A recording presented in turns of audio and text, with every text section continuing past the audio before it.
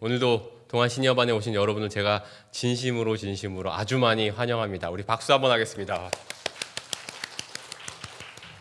네, 요 가운데 이렇게 모여 계시는 게 너무 예뻐요. 제가 앞에 화면을 좀 바꿨습니다. 봄 느낌처럼 화사하게. 어떤 꽃인지 아세요? 네, 작약이라는 꽃이에요. 저게 이쪽 동양 쪽에서는 장미처럼 이렇게 존귀하게, 모란이랑 같이 굉장히 존귀하게 여겨지는 꽃이긴 하고요. 그리고 꽃말이 수줍음이라는 뜻이에요. 딱 제 느낌입니다. 제가 여러분 앞에 쓸 때마다 왠지 이 시간은 다른 설교할 때는 그런 게 잘 없는데 이상하게 이 시간은 조금 긴장되고 부끄럽고 좀 그래요.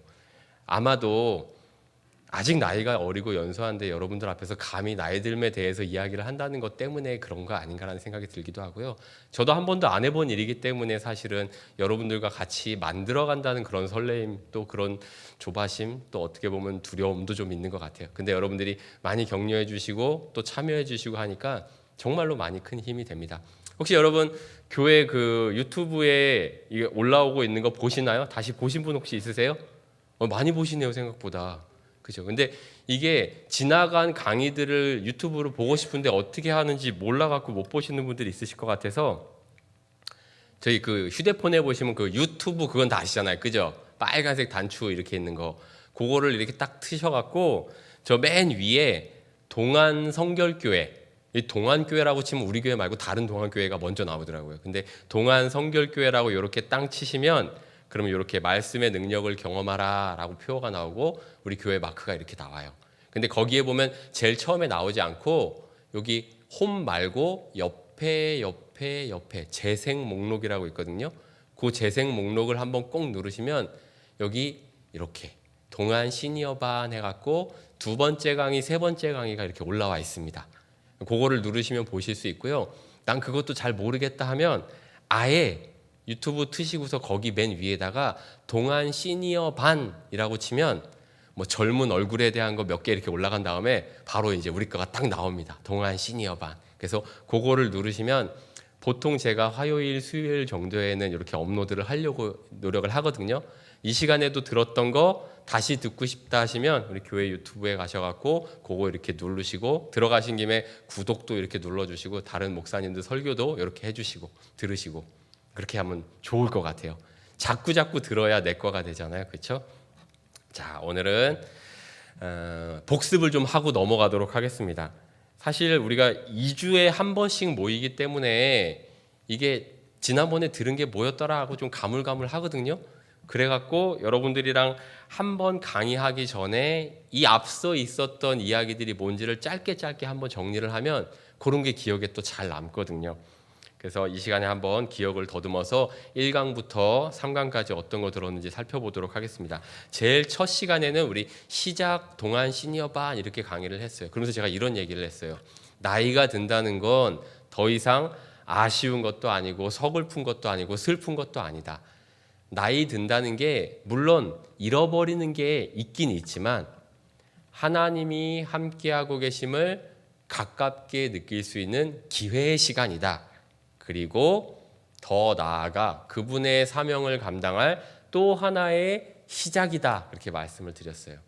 내가 직장에서 은퇴할 수는 있지만 하나님이 주신 사명에는 은퇴가 없다라는 얘기를 첫 시간에 했어요. 그리고 두 번째 시간에는 제목이 이랬어요. 초고령 사회 대 초고령 교회. 그래서 막 숫자 알려드렸죠. 전체 인구를 100%로 봤을 때 65세 이상이 되는 인구가 여기 20%, 요 20%가 넘어가면 그게 초고령 사회라고 부른다. 대한민국 전체는 지금 17, 18% 이렇게 돼서 곧 코앞에 초고령 사회를 두고 있고 서울도 지금은 고령 사회에서 초고령 사회에 넘어가려는 욕이 어디쯤 있는데 제가 살고 있는 경주 포함해서 지방의 작은 도시들, 시골들은 이미 여기를 다 넘어갔고 특히 서울이라 하더라도 우리처럼 교회는 이미 오래전에 초고령 사회를 훌쩍 넘어섰다.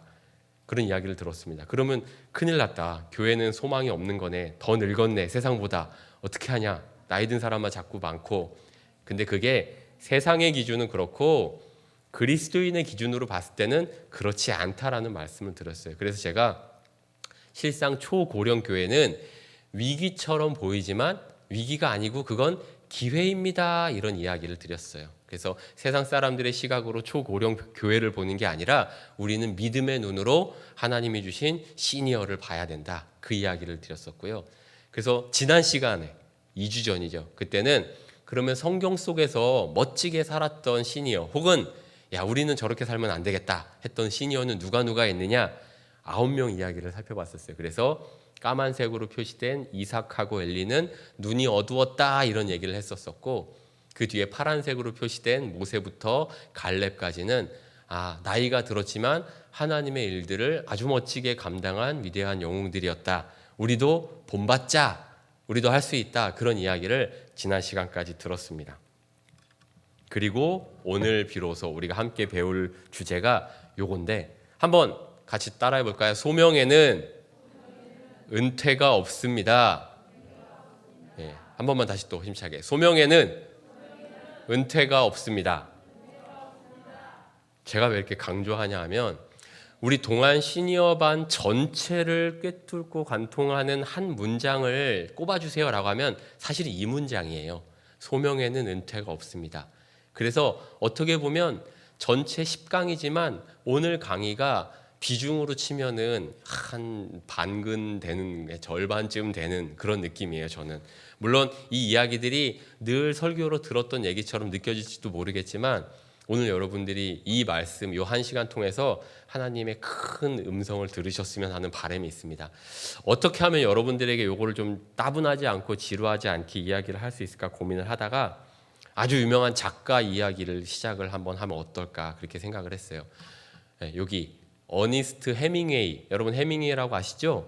미국의 아주 유명한 작가입니다. 그래서 대표작들이 있죠. 뭐 무기여 자리거라, 누구를 위하여 종을 울리나 뭐 이런 책을 썼는데 역시 해밍웨이 하면 가장 대표로 꼽히는 작품이 바로 노인과 바다, 그렇죠. 노인과 바다라는 작품입니다. 이 작품으로 해밍웨이는 1953년도에 퓰리처상이라는 큰 상을 받고요. 그 다음 해에는 연이어서 54년에는 노벨 문학상을 받습니다. 노벨 문학상이면은 글 쓰는 작가로서는 최고의 영예인 거예요. 그거를 받았어요. 그래서 여러분들이 노인과 바다에 대한 이야기를 혹시 다들 아시겠지만 그게 뭐였더라 가물가물한데 하는 분들이 계실까봐 아주 짤막하게 그 이야기를 한번 소개를 해드리려고 해요. 책에 서두에 보면 이런 얘기가 나오거든요. 자, 저렇게 배가 있고요. 앞부분에 몇 문장을 제가 갖고 왔습니다. 노인은 문득 눈이 뜨이자 열린 창으로 달을 바라보고는 말아놓은 바지를 풀어 입었다. 새벽 한기에 몸이 오들오들 떨렸다. 그러다 그는 이렇게 몸을 떨다 보면 조금씩 몸이 따뜻해지고 곧 바다에서 노를 젓게 되리란 것을 잘 알고 있었다. 어떤 상황인지 아시겠어요?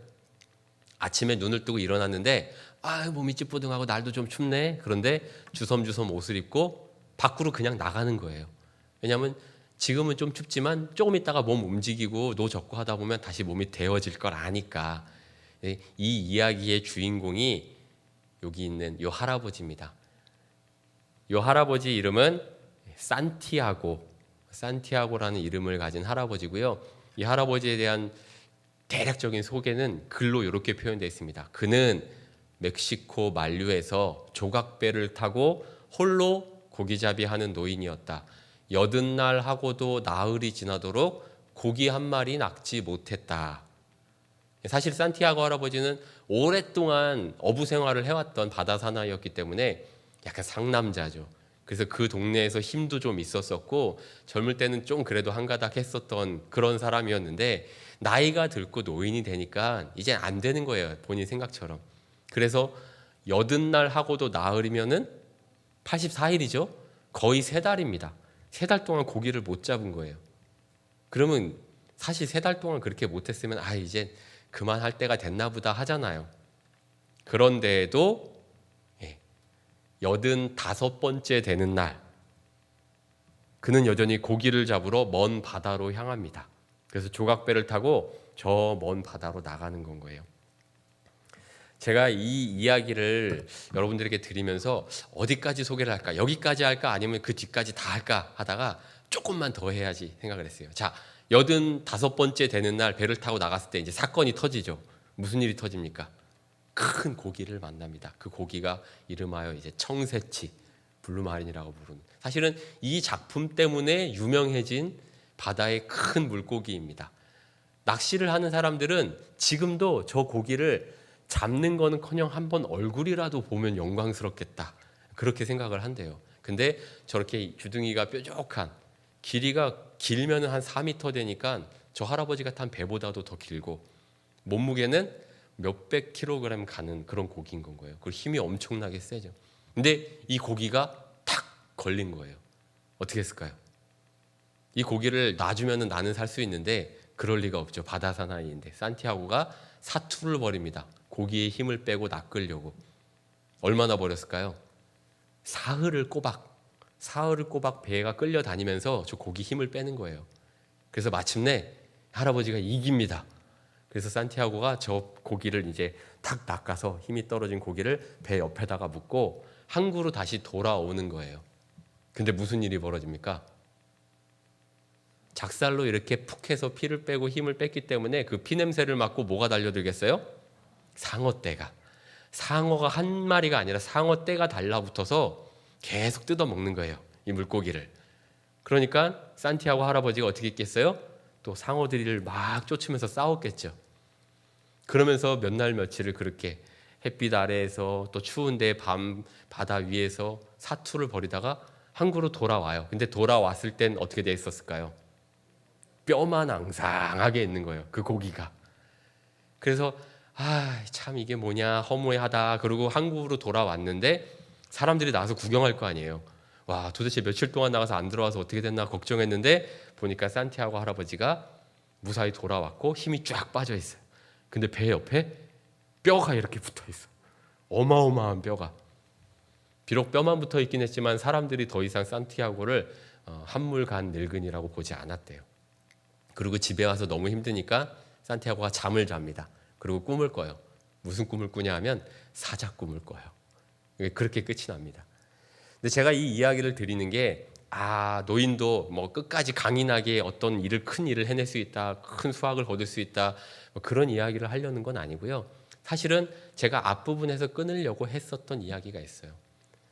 제가 초점을 맞췄던 부분은 84일을 허탕을 치고 나서도 85일째 되는 날 아침에 몸을 일으켜서 아이고 하고 나가는 그 꾸준함, 그 성실함을 이야기를 하고 싶었어요. 목사님 그거 뭐 다 지어낸 허구, 그 작가가 지어낸 일이니까 그렇죠. 물론 그렇죠. 산티아고 이야기는 해밍웨이가 머릿속으로 상상해낸 인물이기 때문에 그런 극적인 장치들을 만들었겠죠. 제가 한 사람을 더 소개를 해드리려고 합니다. 이 사람은 그레고리오 푸엔테스라고 하는 사람인데 2002년도에 돌아가셨으니까 비교적 오래 사셨네요. 이 사람이 누구냐면 산티아고의 실제 모델이에요. 쿠바에서 고기를 잡는 어부고요. 해밍웨이의 낚시 친구였었어요. 해밍웨이가 미국 사람이지만 쿠바에를 가서 거기서 어촌 생활이나 낚시하는 걸 즐겼다 그래요. 그때 친해진 건 거예요.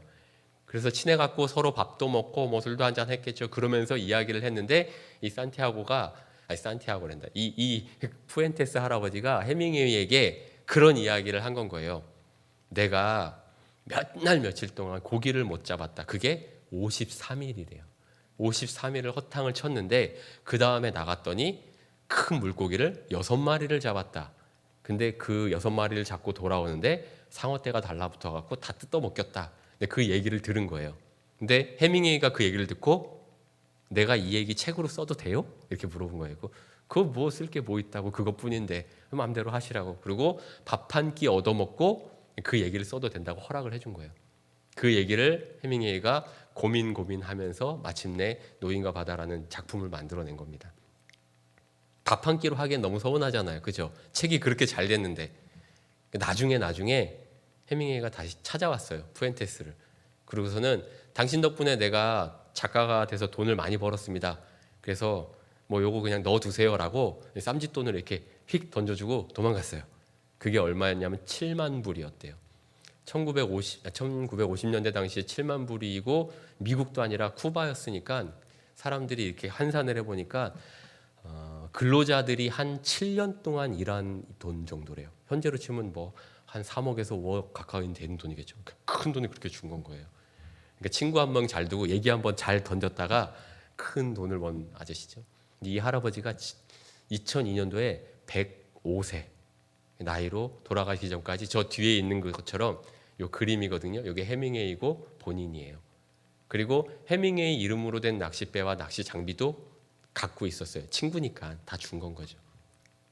실제로 53일 동안 허탕을 치고 나서도 꾸준하게 낚시를 했었던 인물이 있었던 거예요. 근데 그러면 이 사람 얘기를 하려고 하시는군요. 예, 이 사람 얘기도 하고 싶은데요. 한 사람 더 소개해 드릴게요. 그게 누구냐면 바로 해밍웨이 그 자신이에요. 해밍웨이는 소설이나 단편을 쓸 때는 매일 아침 가능하면 해가 뜨자마자 글을 썼대요. 매일 아침 400단어 정도를 반드시 썼대요. 근데 어떤 날은 글이 잘 써지잖아요. 잘 써진다고 무작정 많이 쓴 게 아니라 그런 날도 700단어 정도, 그 정도만 이렇게 글을 썼대요. 근데 꾸준히 생각났다고 잘 써진다고 막 쓰는 게 아니라 마치 우리는 작가라고 하고 유명한 사람이라고 한다면은 머릿속에 영감이 떠오르면 그냥 막 일필휘지 쫙 앉은 자리에서 써내려갈 것 같은데 안 그랬대요. 해밍웨이도 꾸준하게. 심지어 초창기 해밍웨이가 작가 생활을 할 때 모든 적어놨던 원고들을 한 번에 잃어버린 적이 있어요. 원고를 가지고 있던 그 가방을 부인이 잃어버렸어요. 그래서 이거 너무 중요하잖아요. 지금처럼 컴퓨터로 저장이 되는 것도 아니니까. 그래서 그 원고를 찾으려고 현상금까지 걸었는데 끝내 못 찾았어요. 그런데도 에이 뭐 다 말아야지 이거 접어놓은 게 아니라 꾸준하게 이 일을 계속했대요. 제가 오늘 여러분들에게 드리고 싶은 핵심 단어는 사실 바로 이 꾸준함과 성실함에 대한 이야기가 되지 않을까 싶습니다. 그래서 여러분들에게 한번 오늘은 이런 질문을 해보고 싶어요. 여러분 앞에 있는 칠판에다가 가만히 생각해 보니까 나 이것만큼은 꾸준하게 해왔다.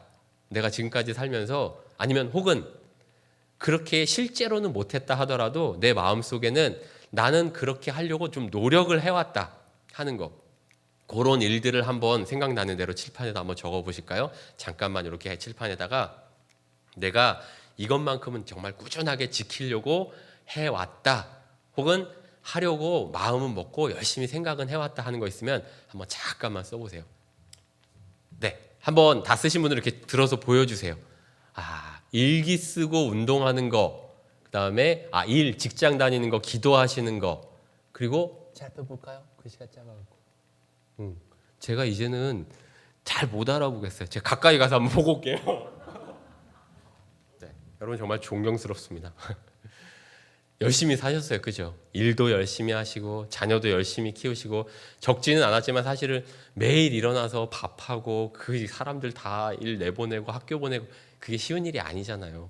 근데 그 일을 꾸준하게 성실하게 해오신 건 거예요.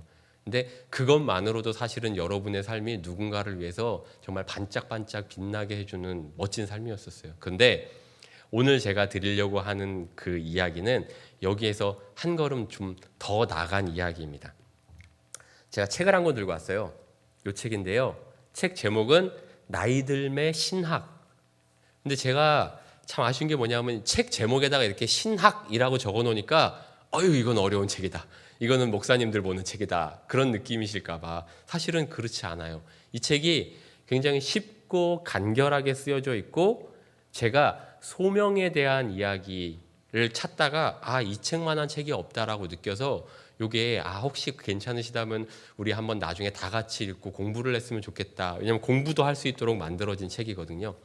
이 책을 지은 작가는 옆에 있는 폴 스티븐스라고 하는 분입니다.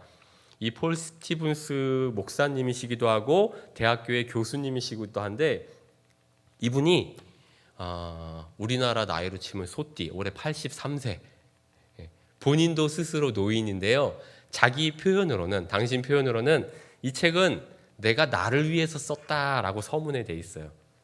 그러니까 나 자신도 노인이고 늙어가면서 소명에 대해서 고민을 하고 있는데 그런 나에게 격려가 되는 책 혹은 나에게 지침이 되는 책이면서 나 같은 고민을 하고 있는 전 세계의 모든 독자들, 신앙인들뿐만 아니라 일반인들까지도 이거는 알아야 된다라고 하면서 쓴 책이 바로 이 책입니다. 이 책에 여기 잘 안 보이시겠지만 여기 세로로 소 제목이 딱 붙어 있어요. 이 소 제목이 뭐라고 써 있냐면 이렇게 써 있습니다. 당신의 소명을 재구성하라. 이 책은 그런 책이에요. 당신이 갖고 있는 소명을 다시 한번 생각해보고 다시 짜봅시다. 그 이야기를 하고 있는 책인데 사실 이 책은 두 가지를 얘기를 하고 있어요. 키워드가 하나는 은퇴고 하나는 소명이에요. 그래서 책을 읽으면서 들어가는 말 빼고 1장을 딱 넘기면 1장 제목이 저거예요. 은퇴를 재구성하라. 그래서 은퇴에 대한 얘기가 먼저 나와요. 그래서 오늘은 저희도 같이 은퇴에 대해서 살펴보도록 하겠습니다. 은퇴라는 말을 이제 우리나라 말 말고 한자 그리고 영어로 이렇게 써왔어요. 이야기들 여러분이 예화로도 많이 들으셨을 거예요. 은퇴라는 단어를 한자로는 이렇게 쓰는데요. 은자가 숨을 은자입니다. 숨다, 은둔에 고사할 때 그 은자예요. 그리고 퇴자는 퇴장할 때 퇴니까 물러날 퇴예요. 그럼 한자로 우리 동양권에서 말하는 은퇴라는 단어는 숨고 물러난다는 뜻이에요. 그래서 여기 보면 할아버지가 이제 아이고 물러나야지 하고 천천히 저기 멀리 사라져가는 그런 느낌이에요. 그죠? 근데 서구권에서는 리타이어라고 써요. 근데 이 리타이어라는 말을 원래 이 단어 하나를 가지고서는 리타이어라고 표현을 하면 완전히 두 개의 반대 의견으로 갈립니다. 어떻게 갈리냐면 이 타이어라고 하는 말이 원래 학생들이 중학교 때 제일 처음 배우는 타이어라는 말은 피곤해라는 뜻이에요. I'm so tired 하면은 나 너무 피곤해, 나 너무 힘들어라는 뜻이에요. 근데 이 앞에 있는 RE라고 하는 말은 또다시 이런 뜻이 있거든요. 그러면 두 개를 합치면 뭐예요? 또다시 피곤해, 나 너무 피곤해, 일을 너무 많이 해서 피곤해라는 뜻이 한쪽에서 보는 의견인데 또 다른 의견은 이 밑에 그림 같아요. 타이어 아시죠? 자동차 타고 갈 때 타이어 바퀴. 근데 그 바퀴를 아까 리라는 말은 다시라고 표현을 했어요. 그러면 그 타이어를 다시 갈아 끼운다는 뜻이에요. 60 혹은 70 평생 동안 한 타이어로 열심히 달려왔는데 이제 바꿔 끼는 거예요. 타이어를 왜 바꿔 껴요? 더 달리려고 바꿔 끼는 건 거죠. 낡은 타이어 빼고 새 타이어 넣고 아직 한참 더 가야 되기 때문에 그거를 은퇴다, 리타이어다라고 많이 표현을 해요. 여러분 어떤 단어를 더 마음에 이렇게 담고 싶으세요? 그렇죠. 아무래도 은퇴라고 하는 것이 이제 끝났고 나 할 일 끝났으니까 이제 사라져줘야지, 물러나야지, 그게 아니라 서구 사람들 중에서 일부는 새롭게 나 이제 새로운 인생 시작이야, 내 인생 지금부터 재출발이야, 후반전이야 이렇게 생각하는 사람들이 많다는 거예요. 그래서 이 책에서 폴 스티븐스 요 목사님은 은퇴에 대해서 이렇게 정리를 해놨어요. 그거를 제가 설명을 드릴게요. 은퇴라는 인생의 큰 사건은 유익한 충격이다. 충격은 좋은 게 아닌데 뭘 유익하냐? 충격을 주기는 주는데 그 충격이 우리한테 꽤나 도움이 된다는 얘기예요. 왜 그러냐 하면 이런 질문들을 하게 만든대요. 은퇴라고 하는 사건을 눈앞에 딱 맞닥뜨리면 지금까지 내가 한 일은 뭐지? 내가 가족이나 또 회사나 내 주변 사람들한테 이바지한 건 어떤 게 있지? 또 내 인생은 지금 어떤 의미고 나는 지금 뭘 위해서 살고 있지? 제일 많이 하는 고민은 아마 이걸 거예요. 이제 나는 어떻게 살아가야 되지? 은퇴를 앞두면, 은퇴를 만나면 사람이 이런 생각들을 하게 된다는 거예요. 근데 이런 생각을 하는 것 자체가 대단히 중요하고 또 유익하다고 이 목사님 이야기를 하고 있습니다. 제가 은퇴에 관련돼서 책이나 아니면 많은 강의하는 분들의 자료를 살펴봤는데 마음 한켠에 약간은 좀 모자르다, 부족하다라고 느끼는 부분들이 있었어요. 그게 뭐냐 하면 지금 여기도 그렇지만 우리 남자 어르신들도 계시지만 대부분은 다 지금 여성분들이시란 말이죠. 지금이야 여성분들도 일을 많이 하시고 직장 생활이라는 걸 하시면서 은퇴라는 걸 경험을 하시지만 적지 않은 분들은 사실은 가정주부로서 생활을 하시면서 내 배우자, 내 남편 혹은 내 자녀 중에서 뭐 첫째나 둘째나 그렇게 은퇴를 하는 걸 경험을 하는 간접 은퇴 경험자가 된다는 말입니다. 그렇죠? 근데 직접적인 은퇴이든 간접적인 은퇴이든 똑같아요. 은퇴라고 하는 사건을 앞에 두고 생각을 하고 고민이 많아지는 거는 은퇴를 하는 당사자나 그 가족이나 똑같다는 건 거예요. 그래서 여기 계시는 우리 남편이 은퇴할 때 나도 좀 힘들었어요 하는 경험이 있으신 분들은 아마 공감을 하실 거예요. 이런 질문들을 여기에 있는 문장이나 단어 표현처럼은 하진 않는다 하더라도 밤에 잘 때 자꾸만 생각이 많아지고 한숨이 좀 나오고 내가 지금까지 뭐 했지? 우리 남편이 지금까지 뭐 했지? 내가 뭘 도와줬지? 앞으로 우리 부부는 어떻게 살아야 되지? 이런 고민들을 하게 된다는 말입니다. 근데 그게 너무 중요하다라는 얘기를 하고 있어요. 그러면서 이 책에서 두 번째로 은퇴에 대해서 강조하는 건 은퇴에 대한 모습이 많이 바뀌고 있습니다. 근데 그 이야기는 앞서 제가 여러분에게 들었어요. 액티브 시니어들이 나타나고 있다라는 얘기를 합니다. 그래서 60대나 70대나 혹은 80대에 대부분 은퇴를 경험하죠. 80대 정도 되면 사실은 다 물러나죠. 어떻게 보면 여기는 쓰진 않았지만 사실은 40 후반대에도 은퇴를 합니다. 요즘 직장에서는요. 50대 되면은 우수수 은퇴를 하고요. 명예퇴직 같은 것들을 많이 하기도 합니다. 근데 건강하게 봐서 60, 70, 80대까지 되면 대부분의 사람들은 이제 은퇴를 경험을 해요. 근데 그때 은퇴를 한다 하더라도 여전히 몸이 건강해요. 아직 힘이 있어요. 근력이 있어요. 그리고 의지도 있어요. 나는 일을 더 할 수 있는데, 그리고 에너지가 있어요. 이 에너지라는 건 눈에 보이지 않지만 다른 사람들한테 주는 선한 기운이고 좋은 기운이에요. 그런 게 있어요. 그러다 보니까 직장 생활은 이제 그만하고 사표 쓰고 나왔지만 제2의 전성기 혹은 인생 후반전을 위해서 나 뭐 더 할 수 있는데 하고 싶은데 라고 하는 욕심이 생기는 노인층이 늘어나고 있다는 거예요. 이미 있고 점점 더 많이 늘어나요. 앞으로는 더 많이 늘어날 거예요. 그렇기 때문에 우리가 지금까지 보아왔던 우리 부모님 세대나 내 바로 위에 형님 세대의 은퇴랑 이제 우리가 앞으로 경험할 은퇴에 대한 모습은 너무너무 달라질 거라는 얘기예요. 근데 그 이야기를 제가 이제 짤막한 영상을 하나 보여드릴 거예요.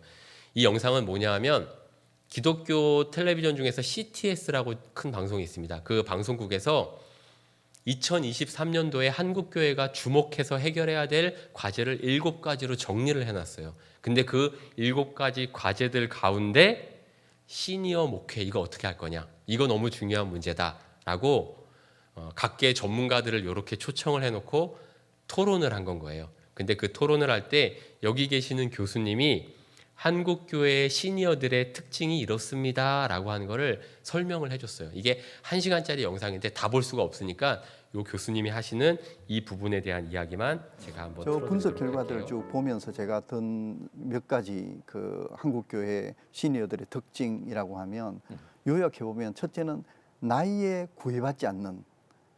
그러니까 우리가 생각할 때 예전 분들 이제 얼마 남았다라고 하는데 지금 고령자들은 시니어들은 나이에 크게 신경 쓰지 않고 건강이 허락되면 내가 몇 살이든 상관없이 활동하는 걸 좋아하시는 거. 그다음에 평생 현역 개념.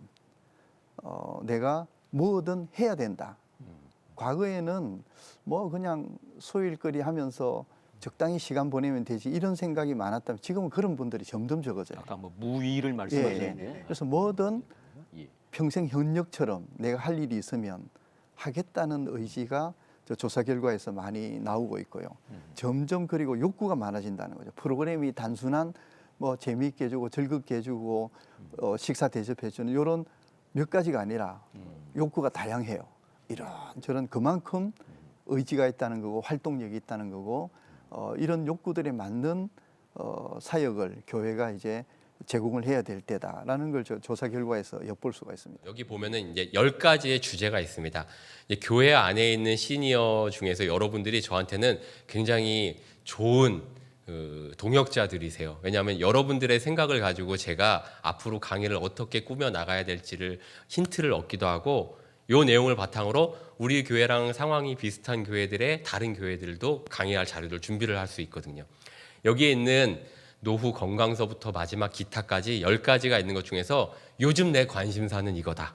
내가 가장 많이 생각하고 내가 요거 좀 중요한 것 같은데라고 생각하는 거를 3가지를 꼽으시는데 순서대로 제일 중요한 거 제일 앞에, 그 다음 거 2번째, 그 다음 거 3번째 이렇게 숫자를 3개를 칠판에다 크게 써주세요.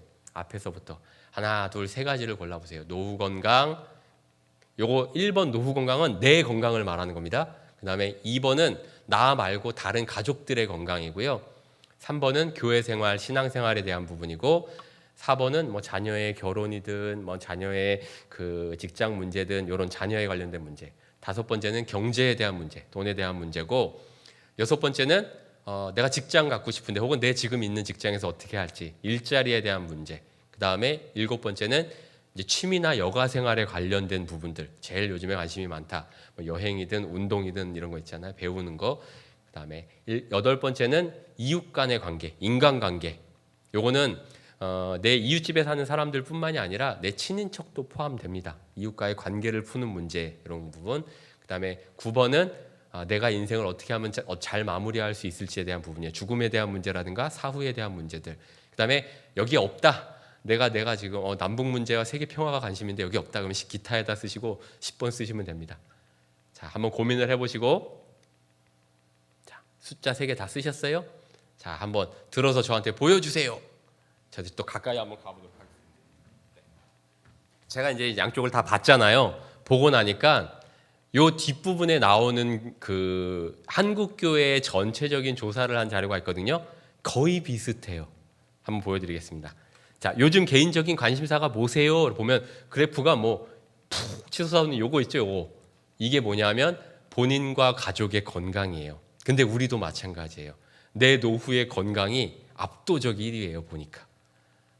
나의 건강, 내가 어떻게 하면 노년을 안 아프고 건강하게 지낼 수 있는지에 대한 그 고민이 제일 많으신 것 같고요. 이건 당연하죠. 뭐 노년을 맞이하는 분들이라면 누구한테 가서 물어봐도 사실은 이거는 당연할 것 같아요. 근데 저도 지금 보면서 약간 그럴까 싶고 의아했던 게 뭐냐면 2번째가 종교와 신앙생활이에요.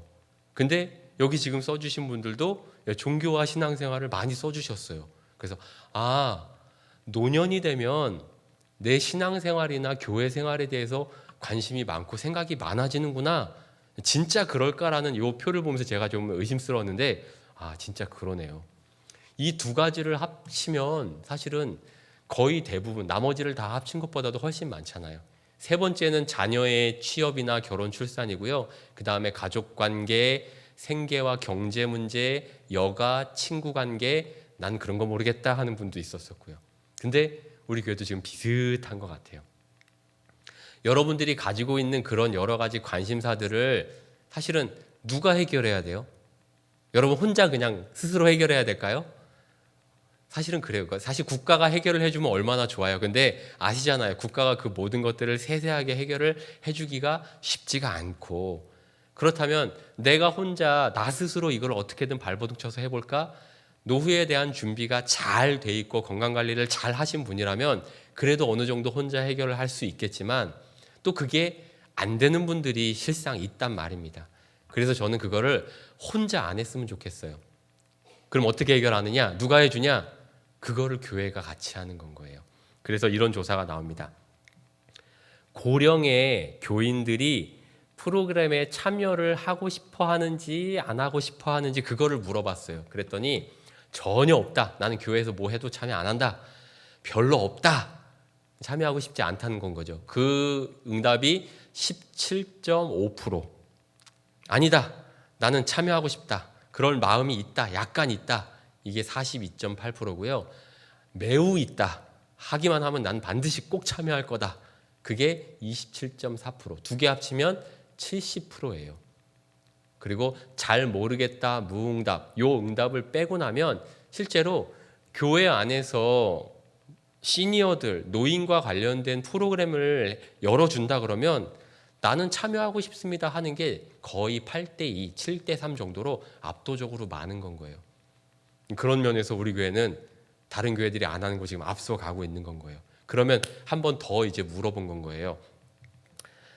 만약에 여러분들이 교회에서 직분이 있으시잖아요. 집사, 권사, 장로인데 우리도 앞에 갑자기 뭐가 턱하고 붙는 게 있단 말입니다. 아유 훌륭하십니다. 나이 이렇게 많이 잡수셨으니 명예로우십니다 하고 명예라는 걸 턱 붙여준단 말이죠. 근데 명예라는 단어는 참 좋은 단어인데 왠지 그거를 달면 무겁게 느껴지고 이제 끝났구나 이런 생각이 또 사실은 또 든단 말이죠. 직분을 은퇴하고 나서 교회 안에서의 내 역할에 대해서 어떻게 생각하시나요? 그렇게 물어봤더니 요거 50% 절반이 좀 넘는 분들이 나는 건강이 허락되는 한 교회에서 주어진 사역을 적극적으로 하고 싶다. 그게 50%예요.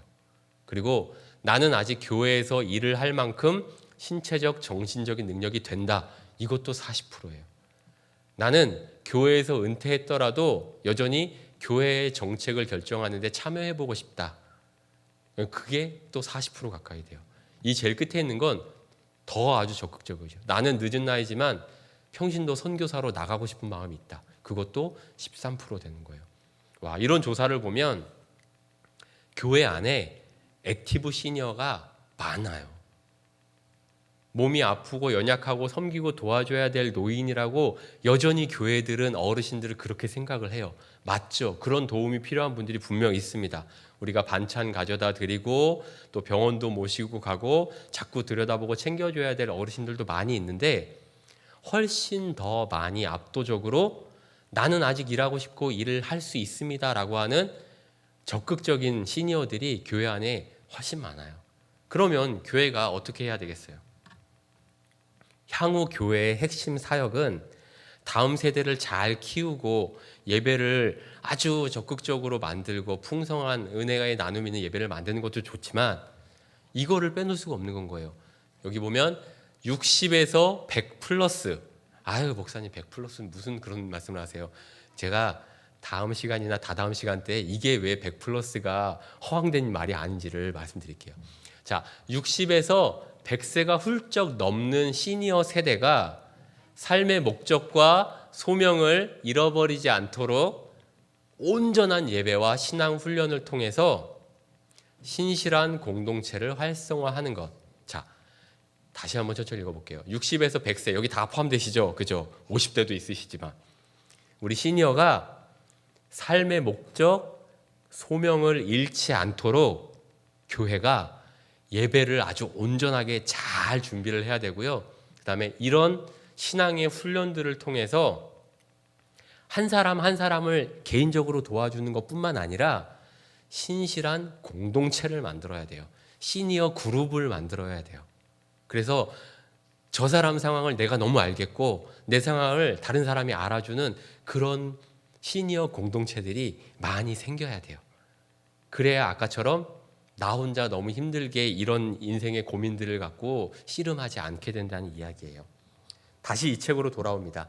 이 책에 두 가지 키워드가 있다고 그랬어요. 첫 번째 키워드가 은퇴였어요. 그래서 은퇴를 가지고 제가 길게 설명을 드렸고요. 두 번째 키워드가 나옵니다. 2장으로 딱 넘어가면 2장의 제목은 이래요. 인생 후반기의 소명은 중요하다. 뭐가 중요하다고요? 소명이 중요하다라고 돼 있어요. 인생 후반기의 소명이 중요하다. 그냥 중요한 게 아니고요. 따봉. 제가 손가락 그렸어요. 엄청 중요하다. 최고 중요하다. 인생 후반기에는 소명이 제일 중요해요. 아, 소명 많이 들어봤는데 그게 뭔가요? 지금부터 졸리셨더라도 이제부터 잘 들으셔야 돼요. 소명을 콜링이라고 불러요. 근데 콜링이라는 말은 뜻이 부르심이라는 거예요. 나를 불렀대요. 그러면 누가 나를 불렀으니까 그 부르심이라는 단어가 생겼겠죠. 누가 불렀는지 그게 중요해요. 자, 나를 부르신 분이 있다는 걸 아는 거. 이게 소명의 첫 단계예요. 아, 누가 나를 불렀구나. 누구야? 그게 누구예요? 하나님이에요. 그러면 하나님이 나를 불렀어. 알았어. 나는 이제 부르심을 받은 존재야. 근데 그 하나님이 나를 부르신 목적이 있대요.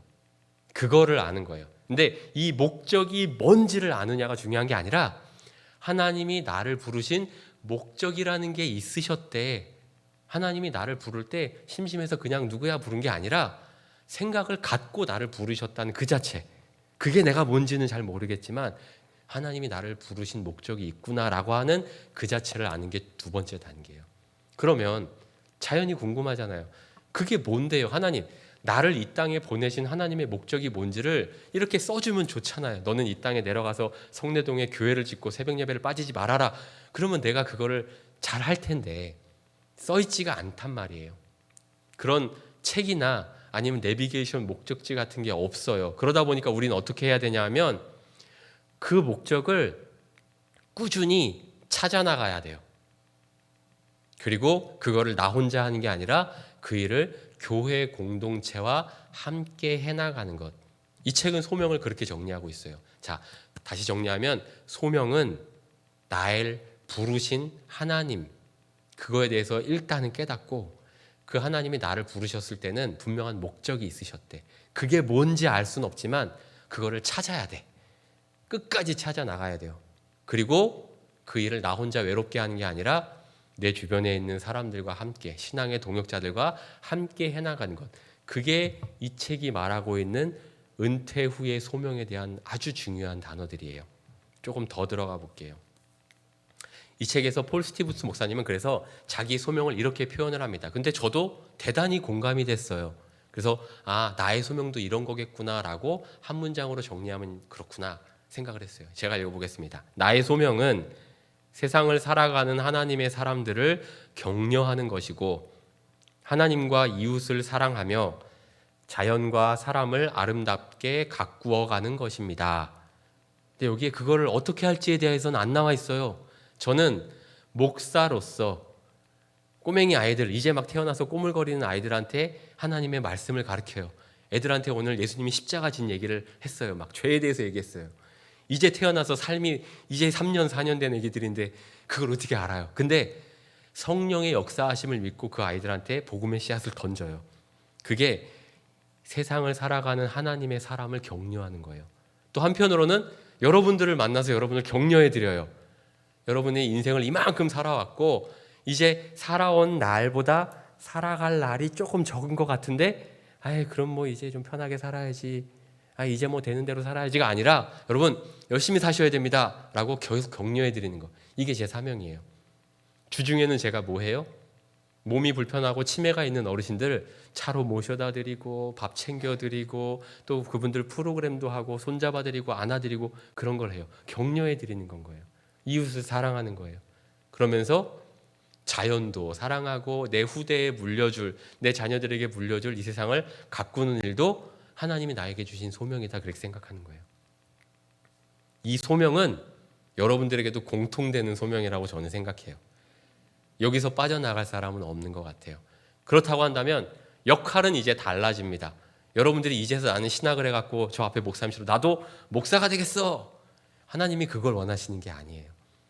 여러분 한 사람 한 사람에게 맡기신 하나님의 소명이 있어요. 저도 그거는 모르겠어요. 여러분들이 더 잘 아세요. 그래서 그 소명을 발견하는 방법을 이 책에서는 어떻게 설명하냐 하면 내가 평생 동안 아까처럼 해왔고 내가 잘하는 일 혹은 내가 그 일을 했을 때 기쁘고 좋았던 일, 그런 일들을 한번 잘 모아보는 건 거예요. 내가 이 일을 했을 때 다른 사람 도와주는 느낌이 확실하게 온다. 그게 내 자녀든 내 이웃이든 교회에서 만나는 다른 성도들이든 내가 이 일을 했더니 다른 사람이 좋아하는 것 같아. 그러면 그 일이 여러분의 소명이 될 수 있는 거예요. 제가 가끔 이런 소명에 대한 얘기를 하면 머릿속에 제일 먼저 떠오르는 그룹이 있어요. 소명으로 똘똘 뭉쳐있는 소명 특공대. 그게 누구냐면 우리 교회 주보팀이에요. 토요일 날 제가 우리 전사님 또 목사님들이랑 같이 회의를 하고 나서 교육부 사역을 준비를 하다 보면 한 분, 두 분이 권사님들이 오세요. 엘리베이터 타고 오셔요. 그래서 저 회의실에 모이셔갖고 거기서 맛있는 간식 만두도 사오시고 때로는 짜장면도 사주시고 하면서 거기서 뭘 해요? 주보를 접어요. 우리 교회 주보 아시죠? 탁 펼쳐서 한 면짜리 이게 아니라 거의 책이란 말이에요, 매주. 그러면 그걸 순서대로 우리 최종화 집사님이랑 우리 백전사님, 오목사님이 수고해서 만들어주시면 그거를 잘 해서 가운데 꾹꾹 찝고 이거를 다 수작업으로 해요. 그러면 그 권사님들이 그렇게 하나하나 이렇게 그렇게 만들어주신 그 주보가 주일날 우리 성도님들이 하나님께 온전히 예배를 드리는데 귀하게 쓰여요. 이게 그분들의 소명이에요. 어떤 분들은 주방에서 열심히 음식을 만들어요. 어떤 분들은 눈에 보이지 않지만 교회를 가꾸고 쓸고 닦고 청소를 하세요. 목회자가 목회자라는 이름을 달고 그냥 어디 가고 설교 이렇게 뺏겨서 앞에서 그냥 주르륵 외워서 하는 그것보다 차라리 그런 성도님들의 역할이 훨씬 더 하나님 보시기에 귀한 소명이라고 저는 믿어요.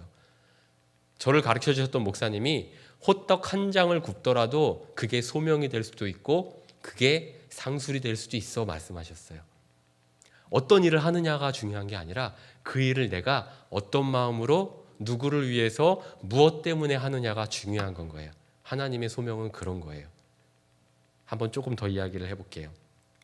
이 그림은 우리가 지난 시간에 봤던 그림이에요. 제일 마지막에 봤었던 신앙의 영웅 갈렙, 여호수아와 갈렙에 대한 이야기인데 갈렙이 이렇게 이야기를 합니다.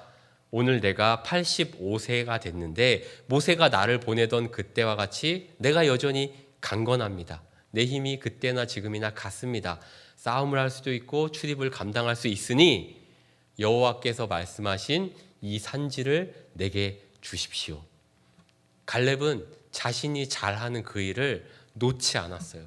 그리고 하나님께 또 여호수아에게 당당히 요청했어요. 나 그 일을 할 수 있고 그 일은 내가 해야 되는 일입니다. 주십시오. 이게 소명을 대하는 우리의 마음과 자세예요. 생명이라는 단어를 제가 갑자기 뜬금없이 꺼냈어요. 소명이라는 단어는 한자로 부를 소, 그 다음에 명령 명자예요. 그래서 불렀어요. 명령을 주기 위해서 부른 게 소명이라 그랬어요. 그렇죠? 여태까지 설명했어요. 하나님이 우리한테 명령을 주시려고 불렀어요. 그게 소명이에요. 생명은 뭐예요? 명령을 살아가는 거예요. 생명이잖아요. 살생이잖아요. 날생. 그래서 생명이란 건 그 명령대로 살아가기 위해 붙들고 있는 거예요. 아, 생명줄이 길다. 예, 그 생명은 하나님의 명령을 살아가기 위해 존재하는 거예요. 반드시 알아야 될 건 그 명령을 주신 분은 하나님이시고 무엇을 명령하셨는지 찾아가야 돼요. 답답한 건 매뉴얼이 없어요. 매뉴얼이. 그래서 그 매뉴얼 없이 내 평생에 하나님께 가는 그 순간까지 하나님께서 나를 부르신 목적이 이거 맞나요? 라고 어떻게 보면 더듬어 가면서 그 일을 살아내는 것. 언제까지? 내 생명이 다하는 날까지. 그게 소명과 생명의 삶이에요. 이건 제 얘기가 아니고요. 우리가 매일 이 강의를 들을 때 앞에 듣는 목사님 있으시죠? 예, 그 목사님의 말씀이 생명을 이렇게 풀어주셨어요. 제가 너무 은혜가 돼서 소개를 하고 싶었어요. 여기 옆에 보면은 예수님의 소명이 나와 있어요. 여기 옆에 보시면 써 있죠. 내가 이 땅에 온 게 뭐래요? 양으로 생명을 얻고 풍성히 얻게 하려고 오셨대요. 예수님이 이 땅에 오신 목적이 요한복음 10장 10장에 그렇게 나왔어요. 하나님이 나를 이 땅에 보내신 목적은 양으로 생명을 얻고 풍성하게 누리려 하려고 왔어. 근데 그거를 위해서 뭘 하셨어요? 병을 고치시고 가르치시고 먹이시고 천국 복음을 전파하시면서 마침내는 십자가에서 모든 것을 다 내주셨어요. 뭐까지? 생명까지. 예수님도 소명을 살아내는 삶을 그렇게 사셨어요. 우리 모델이에요. 그래서 우리도 그렇게 살아야 돼요. 예수님처럼. 명예가 됐으니까, 직장에서 사표 쓰고 이제 끝났으니까, 연금 받고 사니까 노후는 이제 편안하게, 아니고 하나님이 나에게 주신 그 일을 하는 데는 은퇴가 없어요. 그 일을 끝까지 하는 거예요. 앞으로 다시 한번 돌아가 볼게요. 아까 봤었던 산티아고 할아버지예요. 84일을 허탕을 쳤대요. 근데 85일째 되는 날 여전히 고기를 잡으러 먼 바다로 향했대요. 이게 소명을 쫓는 사람들의 태도예요. 아유, 내가 80을 살았는데 아직도 모르겠는데 나는 도대체 뭐하러 이 땅에 태어났고 그냥 매일매일 그냥 밥만 지겹게 했어. 설거지만 죽어라고 했어. 근데 지금까지 몰랐다 하더라도 앞으로 내일, 모레, 내년, 그 후년에 하나님이 나를 부르신 목적을 땡 하고 발견할 수 있는 거예요. 그래서 매일 물고기를 잡으러 나가야 해요. 그게 우리의 삶이에요. 아까 잠깐 나왔는데 여기에 있는 이분은 칼 바르트라고 하는 신학자예요. 제가 신학교에 다닐 때 신학생들이 가장 좋아하는 신학자 중에 한 명이었어요. 신학생들이 신학자 안 좋아합니다. 왜냐하면 쉬운 성경책을 어렵게 만들어 놓은 사람들이거든요. 학이라고 붙고 무슨 적 막 이렇게 붙어갖고 분류를 막 해놓고 어려워요. 시험을 보면 이 사람들 때문에 우리가 힘들었거든요. 근데 그 신학생들이 존경하고 좋아하는 신학자가 바로 칼 바르트예요. 그럼 이분을 왜 그렇게 좋아했냐? 여기 이분의 신학을 집대성한 책 제목이 위대한 열정이라는 책인데 이분이 이런 말을 했어요. 우리는 언제든지 하나님의 소명을 새롭게 받습니다. 그러므로 매 순간 준비되어 있어야 합니다. 소명을 누워서 자다가 갑자기 아이고 주님 소명인가요? 이렇게 부스러기 펼쳐보고 그게 아니고요. 하나님이 나에게 주신 그 소명이 매일매일 새롭게 우리가 받는 거라고 생각을 하기 때문에 준비를 항상 하고 있어야 된다. 이 칼 바르트 목사님은 그렇게 이야기를 하셨어요. 그리고 본인도 실제 그러한 삶을 사셨어요. 오늘 제가 여러분에게 드리고 싶은 이야기를 이제 함축해서 정리를 할 거예요. 여러분 저와 한번 따라해 보세요. 나는 보내심을 받았습니다. 아멘입니까? 네, 여러분이 이 땅에 그냥 오신 게 아니에요. 내동댕이 쳐진 게 아니고요. 우리 어머니 아버지가 어쩌다가 나를 아신 게 아니에요. 여러분은 하나님의 보내심을 받았어요. 그렇게 하나님에게 보내심을 받았다는 사실을 내가 인정을 하고 내 옆에 있는 사람 또한 하나님의 보내심을 받았다는 사실을 알면 이런 등식이 성립이 돼요. 내가 만나는 모든 일과 내가 만나는 모든 사람들을 하나님이 나에게 보내주신 선물이라고 여기는 거예요.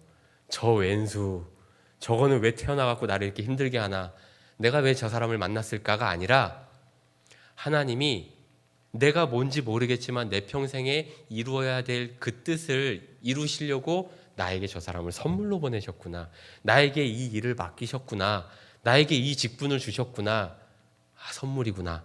그렇게 받아들이면 이 다음에 뭐가 되냐면 감사가 나와요. 감사가.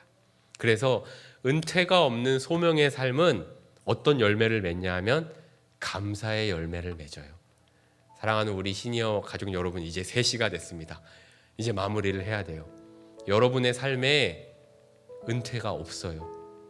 여러분의 삶은 하나님께서 다시 부르시는 그날, 와라, 그 부르심이 있는 그날까지 매일매일 소명을 쫓아가는 삶이어야 돼요. 그 생명을 다하는 그날까지. 그래서 여러분의 삶에는 은퇴라고 하는 말은 잠시 접어두시면 좋겠습니다.